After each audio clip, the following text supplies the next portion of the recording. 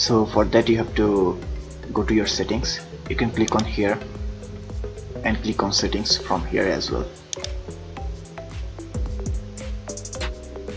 So once you have clicked that, you will go to your settings. In here you will find privacy and security option. You have to click on that. So you have to scroll down in these settings.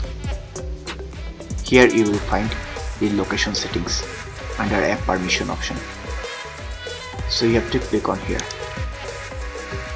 So if you are an administrator user, then you will get a text similar to this, where it will say location and it will show you turn on or turn off options. You have to click on there and turn it off. But if you are a standard user on your computer, then you cannot select these settings.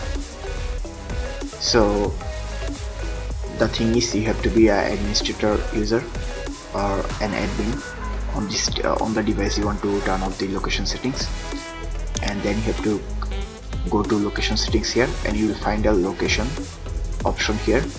You just have to turn it off. That's all for today's video. If you want more videos like this, then like, comment and subscribe, and also thank you very much for watching this video.